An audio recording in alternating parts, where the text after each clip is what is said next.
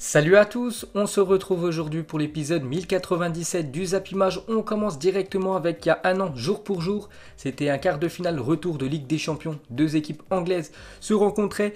Manchester City recevait l'équipe de Tottenham. Donc déjà au match aller, Tottenham s'était imposé 1-0 dans leur stade. Et au match retour, les gars, 4-3 pour l'équipe de Manchester City. Il y a surtout une énorme clim, peut-être la plus grosse clim en 2019 dans ce stade de Manchester City. Parce que City a marqué quand même le 5-3 à la 93e minute. Vous vous souvenez, après il y a eu la VAR quelques secondes après, but annulé. Parce que si City aurait eu ce but validé, c'est eux qui auraient filé en demi-finale de Ligue des Champions. Mais regardez ce scénario complètement fou. Donc Manchester City déjà 1-0 à la 4e minute.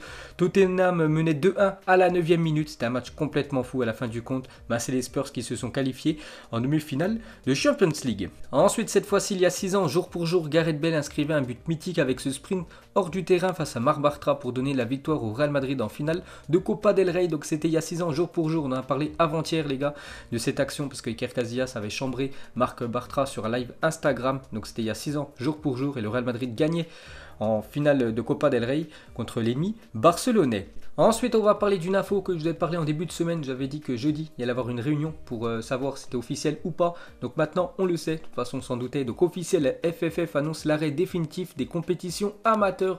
Donc toutes les compétitions jeunes, toutes les compétitions seniors jusqu'au National 2. Voilà, c'est terminé. Ça ne reprendra pas cette saison. Donc il ne reste plus que la Ligue 1, Ligue 2 et National 1. Voilà, si ces trois championnats reprennent avant la prochaine saison. Donc du coup les gars, officiel, Bastia qui est en National 2 fait son retour en National 1 la saison prochaine. Donc beau comeback quand même pour l'équipe corse, parce que le SC Bastia fait peu à peu son comeback. Donc en 2017, dépôt de bilan, rétrogradé en National 3. Donc l'année d'après ils sont montés en National 2, donc cette année. Et vu que cette année les gars, c'est fini le championnat de National 2, donc ils montent en National 1. Donc très beau comeback de l'équipe corse. Et pour finir avec les équipes qui montent en National 1, on peut voir Bastia, Stade Brochien et Sète et Annecy. Ces quatre équipes-là seront en National 1 la saison prochaine.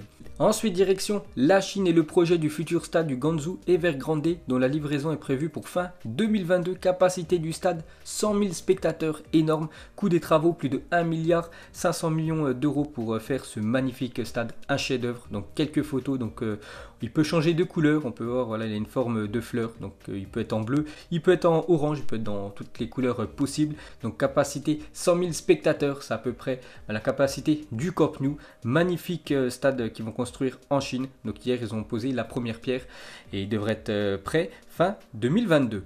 Ensuite, quelques infos transferts. On commence avec l'équipe anglaise de Manchester United qui finaliserait actuellement le transfert de Jack Grealish. Aston Villa espère en obtenir 69 millions d'euros pour son capitaine de 24 ans. Donc très bon joueur de Aston Villa. Je ne sais pas si vous suivez un peu cette équipe anglaise, mais Jack Grealish, les gars, il est plutôt pas mal. Il pourrait filer du côté de United en fin de saison. Ensuite, selon Sky Sport, Mahmoud Dahoud veut quitter le Borussia Dortmund dès l'été prochain pour le milieu allemand de cette équipe du Borussia qui joue quand même très peu. Dahoud, donc il devrait quitter le club en fin de saison. Ensuite, selon le Daily Mail UK, Arsenal prévoit de soumettre une offre de 17 millions d'euros à Reims pour Axel Disasi, qui a actuellement 22 ans. Donc pour ceux qui suivent la Ligue 1 et plus cette équipe de Reims, donc vous savez que c'est un joueur déjà très physique parce qu'il fait quasiment 1m95, il est solide, il a seulement 22 ans. On peut voir que Reims pourrait récupérer quand même 17 millions d'euros en vendant son joueur du côté de Arsenal. Donc ce serait un très beau coup pour le stade de Reims. Ensuite, selon les informations de Foot Mercato, Bounassar, latéral droit de l'Olympique de Marseille, intéresserait l'Atlético Madrid. Les dirigeants de l'Atlético souhaiteraient apporter une concurrence à Trippier, l'ancien défenseur de l'équipe de Tottenham qui a rejoint l'été dernier cette équipe espagnole. Donc Bounassar pourrait quitter la France et aller en Liga. Ensuite, des nouvelles de Dayot Upamecano, le défenseur français du RB Leipzig qui est quand même convoité par toutes les grosses écuries européennes. Il devrait quitter cette équipe du RB Leipzig en fin de saison. Donc il est au cœur de toutes les convoitises. Le Bayern Munich aurait fait du français sa priorité pour le prochain mercato. Donc déjà il y a le Real Madrid, le FC Barcelone, les deux Manchester et maintenant le Bayern Munich qui aimerait s'attacher Dayot Upamecano. Ensuite, la Juventus réfléchira à offrir un contrat à vie à Paulo Dybala. Donc actuellement, la fin de son contrat, c'est en 2022. Donc ils aimeraient prolonger Paulo Dybala jusqu'en 2025. Donc s'il prolonge avec cette équipe de la Juventus et s'il va jusqu'en 2025, il aura 32 ans. Il aura fait quasiment toute sa carrière du côté de la vieille dame. Ensuite les gars, on va parler de Kylian Mbappé. On peut voir que son transfert s'est accéléré quand même ces dernières semaines. Donc le Real Madrid avait trouvé un accord avec le PSG pour le transfert de Kylian Mbappé. L'état-major au Qatar avait validé l'opération, sauf que la crise actuelle est en train de faire capoter l'opération. Mbappé devra ainsi rester parisien cet été, donc d'après Soccerling. Donc en fait Kylian Mbappé aurait dû quitter cette équipe du Paris Saint-Germain dans quelques mois et filer du côté du Real Madrid. Il y avait déjà un accord entre lui et l'équipe du Real Madrid, mais du coup avec la crise actuelle, du coup ça se fera pas cet été, certainement l'année prochaine. Ensuite on continue avec deux joueurs du Paris Saint-Germain. Donc Leonardo discute avec Kurzawa et Thiago Silva au sujet d'une éventuelle prolongation de contrat. Les deux joueurs voient leur contrat prendre fin cet été d'après Foot Mercato, donc ils pourraient pourquoi pas prolonger d'une saison supplémentaire avec l'équipe du Paris Saint-Germain, parce que Leonardo, directeur sportif du PSG, pourrait proposer à Kurzawa et Thiago Silva de prolonger leur contrat.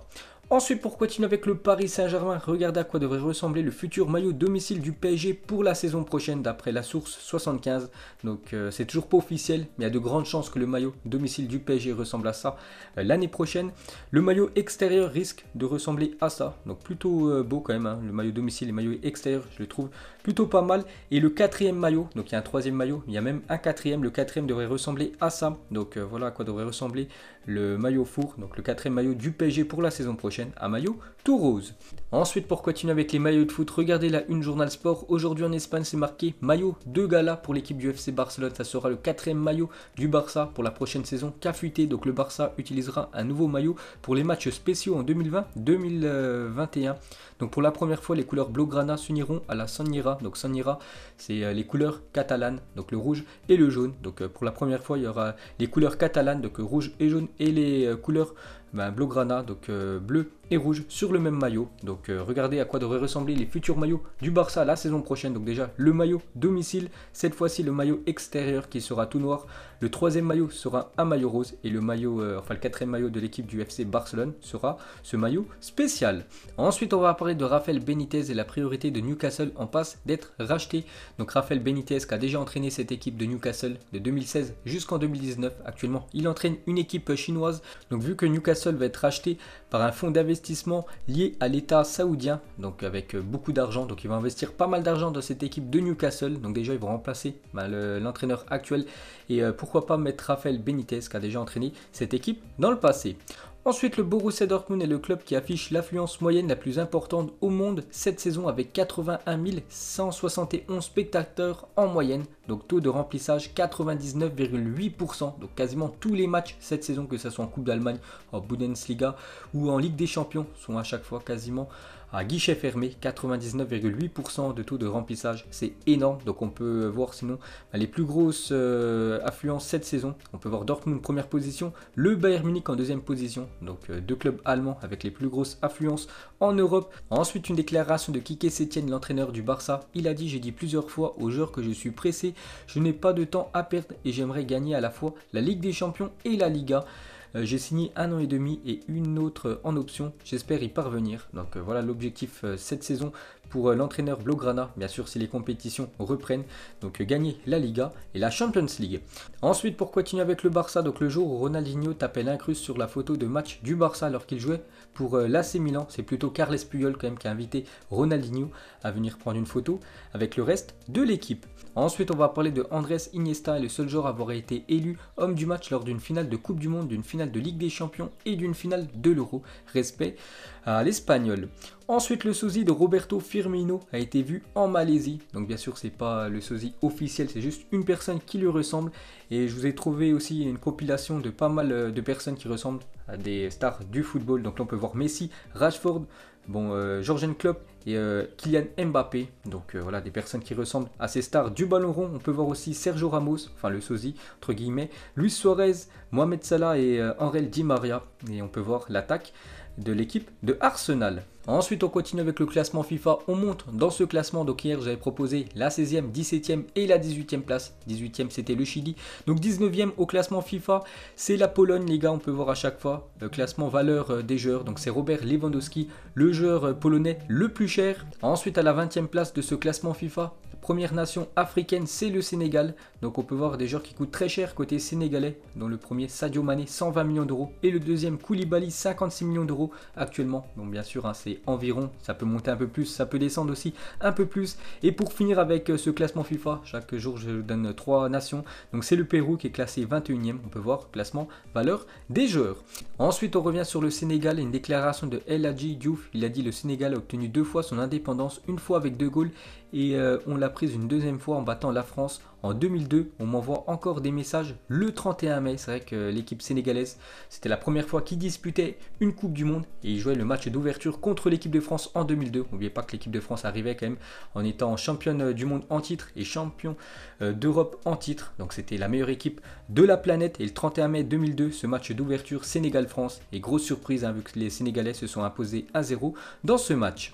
Ensuite, les meilleurs buteurs africains de l'histoire de la Coupe du Monde FIFA. Donc c'est Asamoah Gyan avec 6 buts. L'attaquant ghanéen, je crois, qui a marqué quand même 6 buts en Coupe du Monde. Plutôt pas mal. Deuxième, Roger Mila, très grand attaquant du Cameroun. Et troisième, l'attaquant nigérian Ahmed Musa. Et pour finir avec le football africain, cette fois-ci les meilleurs buteurs de l'histoire de la Coupe d'Afrique des Nations. Et le premier c'est l'attaquant camerounais Samuel Eto'o, 18 buts dans l'histoire de la Coupe d'Afrique des Nations. Deuxième Laurent Poku, que je connais pas. Et le troisième Yekini, l'attaquant nigérian. Ensuite les gars, on va parler de Cristiano Ronaldo. Qui se souvient de ce coup franc mythique de CR7 du côté de Arsenal quand il évoluait du côté de Manchester United? Peut-être il y en a plein qui ne se souviennent pas, mais regardez où était Cristiano Ronaldo sur le terrain. Il était très loin et bien sûr il a marqué un magnifique coup franc en pleine lucarne. Ensuite l'Italie à l'Euro 2000. Donc déjà les Italiens avaient perdu en finale contre l'équipe de France. Bon après ils ont pris leur revanche 6 ans plus tard en finale de Coupe du Monde. Mais regardez cette sélection de légendes côté Italie. On peut voir du Maldini, on peut voir Cannavaro qui avait remporté le Ballon d'Or 6 ans plus tard. On peut voir Totti, Del Piero, ils avaient une sacrée team, les Italiens. Ensuite, une déclaration de Cannavaro sur R9 Ronaldo. Donc Ronaldo a toujours été le seul joueur qui a semé la peur en moi. Il est le joueur de notre génération, le phénomène. Donc nous, notre génération actuellement, c'est Messi, Cristiano Ronaldo, les 2 meilleurs joueurs de la planète. Mais à l'époque, les gars, tout le monde avait peur de R9. Et pour finir ce zap image, les gars, pas de question de fin, un petit jeu pour vous. Donc c'est le jeu des 7 différences. Donc pour ceux qui veulent faire, les gars, mettez pause et trouvez les 7 différences avec ces 2 joueurs du Bayern Munich. Donc voilà les gars, la fin de ce zap image 1097. Donc si ça vous a plu, un petit like. Je vous ferai l'épisode 1098 demain. Donc moi je vous laisse et je vous dis à la prochaine comme d'habitude. Ciao à tous.